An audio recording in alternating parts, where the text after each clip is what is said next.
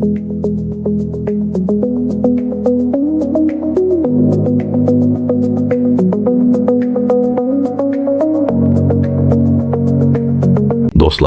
salam. Bəzən insan gecə sadəcə bir dəfə oyanır, su içir, tualetə gedir və yenidən yatır. Amma bəzi insanlar üçün bu artıq adi vəziyyət olmur. Gecə 2 dəfə, 3 dəfə. Bəzən isə hər 2 saatdan bir oyanmaq lazım gəlir. Və problem təkcə yuxunun pozulması deyil. Ən təhlükəli tərəfi odur ki, insan buna yavaş-yavaş öyrəşməyə başlayır. Çox su içmişəm. Yaş artıb. Hamıda olur. Bəli, bəzi hallarda səbəb doğrudan da sadə ola bilər. Amma bəzi vəziyyətlərdə gecə tez-tez sidiyə getmək bədənin çox vacib siqnallarından biridir. Və maraqlısı budur ki, insanlar çox vaxt problemi yalnız sidik kisəsində axtarırlar. Halbuki səbəb şəkər xəstəliyi, prostat, ürək, böyrəklər, hormonal dəyişikliklər və hətta yuxu problemləri ola bilər. Ən vacib detal isə budur. Bədən çox vaxt ciddi problemləri qəfil yox, əvvəlcə sakit şəkildə göstərir. Əvvəlcə insan sadəcə bir dəfə artıq oyanır. Sonra yuxu keyfiyyəti pozulur. Səhərlər yorğunluq başlayır. Gün ərzində diqqət azalır. Amma insan əsas səbəbi anlamadan aylarla bu vəziyyətlə yaşayır. Halbuki bəzi xəstəliklər məhz gecələr özünü daha çox hiss etdirir. Çünki gecə bədən tam fərqli rejimdə işləyir. Ürəyin işi dəyişir. Hormonların səviyyəsi dəyişir, maye paylanması dəyişir, böyrəklərin fəaliyyəti dəyişir və məhz buna görə bəzi problemlər gecələr daha aydın görünməyə başlayır. Bugün çox vacib bir mövzudan danışacağıq. Gecə tez-tez tualetə getmək nə vaxt sadə həyat tərzidir, nə vaxt ciddi siqnaldır və hansı hallarda artıq gözləmək düzgün deyil. Bu videodan sonra siz daha yaxşı anlayacaqsınız. Hansı hallarda səbəb çox mayedir, hansı hallarda şəkər və ya prostat düşünmək lazımdır və hansı əlamətlər artıq tibbi qiymətləndirmə tələb edir. Mən doktor Azərəm. Gəlin başlayaq. Əslində problem nədir? Tibbdə buna nokturiya deyilir. Sadə dillə desək, insanın gecə yuxudan oyanaraq sidiyə getməsi. Burada çox vacib bir detal var. Tam sağlam insan da bəzən gecə bir dəfə oyana bilər. Xüsusilə yatmazdan əvvəl çox maye içibsə, hava isti olubsa və ya yuxusu həssasdırsa. Amma əsas sual budur. Bu vəziyyət nə qədər tez-tez olur? Çünki problem artıq yuxu ritmini pozmağa başlayırsa, burada səbəbi araşdırmaq lazımdır. Bir çox insan yalnız sidiyə fokuslanır. Halbuki əsas problem çox vaxt yuxunun parçalanmasıdır. İnsan hər gecə bir neçə dəfə oyandıqda beyin dərin yuxu mərhələsinə tam keçə bilmir. Nəticədə səhər, yorğunluq, baş ağrısı, diqqət zəifləməsi və əsəbilik yaranır. Bəzi insanlar gün ərzində özlərini halsız hiss edir, amma səbəbin gecə keyfiyyətsiz yuxu olduğunu anlamırlar. Ən maraqlısı isə budur. Bəzi insanlar artıq oyanmağa o qədər öyrəşirlər ki, bunu problem hesab etmirlər. Halbuki normal yuxu bədənin ən vacib bərpa mexanizmlərindən biridir. Ən sadə səbəb – axşam çox maye qəbul etmək. Bəzən problem doğrudan da həyat tərzi ilə bağlı olur. Xüsusilə axşam saatlarında. Çox çay, çox qəhvə, şirin içkilər və ya həddindən artıq su qəbul edildikdə. Burada ən vacib faktor nədir? Kafein. Çünki kafein təkcə insanı oyaq saxlamır, eyni zamanda sidik ifrazını da artırır.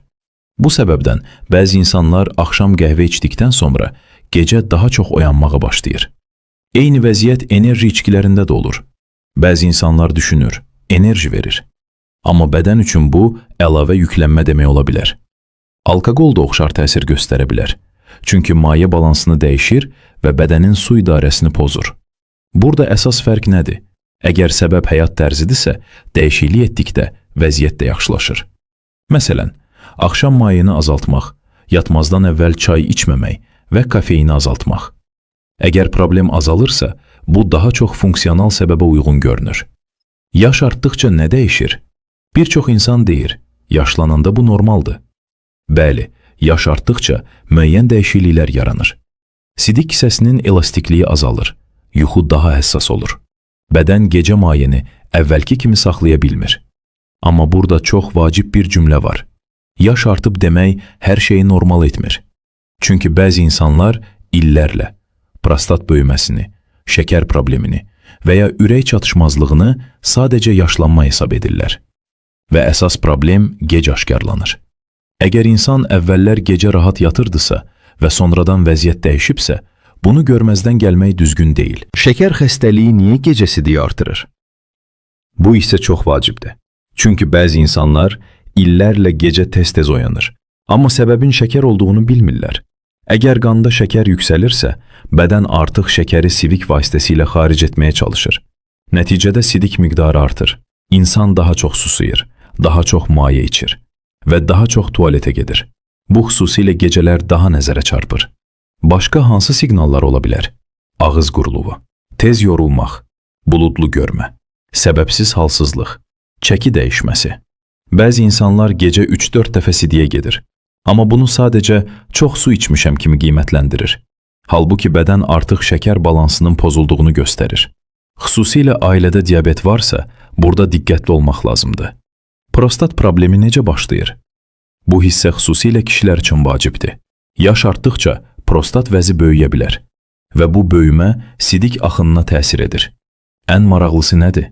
Problem birdən başlamır. Əvvəlcə insan sadəcə daha tez-tez tualetə getdiyini hiss edir. Sonra sidik zəifləyir. Sonra tam boşalmama hissi yaranır və gecələr oyanmaq artır. Bir çox kişi bu vəziyyətə uzun müddət fikir vermir. Çünki ağrı olmaya bilər. Halbuki bəzi prostat problemləri uzun müddət səssiz gedə bilir. Başqa hansı siqnallar olur? Sidiyin gec başlaması, kəsik-kəsik gəlməsi, tez-tez sidik hissi, gecə bir neçə dəfə oyanmaq. Burada əsas məsələ nədir? Əgər bu dəyişikliklər tədricən artırsa, mütləq qiymətləndirmək lazımdır. Ürək problemləri gecə sidiyə necə təsir edir?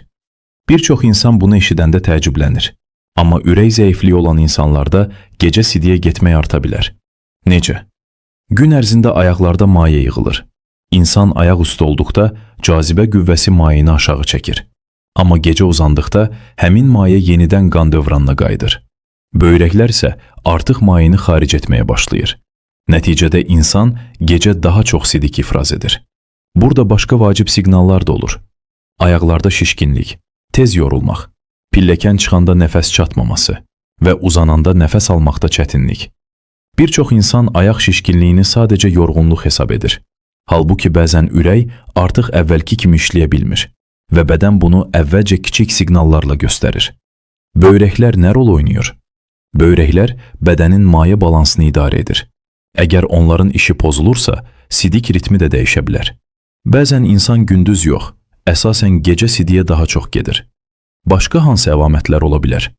Təzyiq yüksəlməsi, gözaltı şişkinlik, halsızlıq, iştah azalması. Burada vacib olan nədir?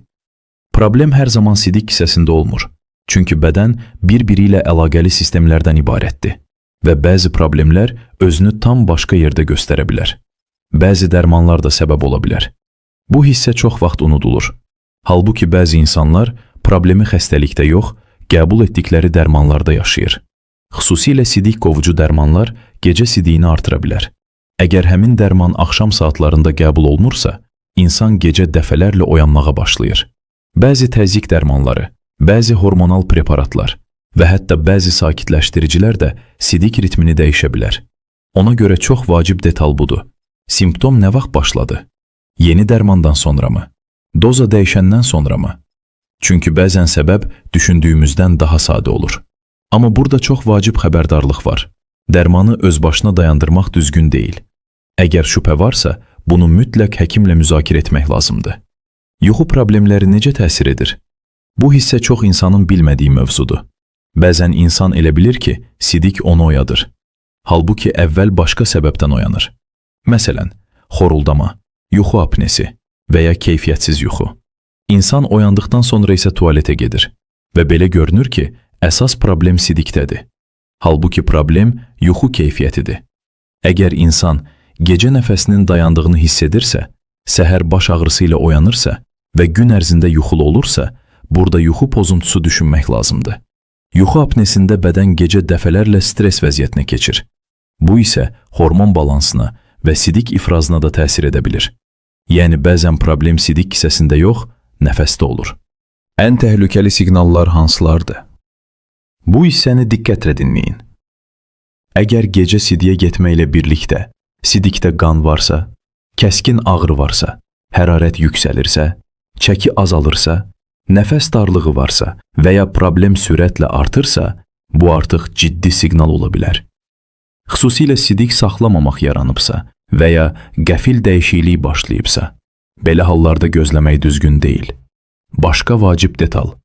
Əgər insan gecələr həddindən artıq susuyursa və davamlı su içmək istəyirsə, bunu da görməzdən gəlmək olmaz. Çünki bədən çox vaxt problemi əvvəlcə susuzluq və sidik ritmi ilə göstərir. Evdə nə kömək edə bilər? Əgər ciddi səbəb aşkarlanmayıbsa, bəzi sadə dəyişikliklər faydalı ola bilər. 1. Axşam saatlarında mayını azaltmaq. 2.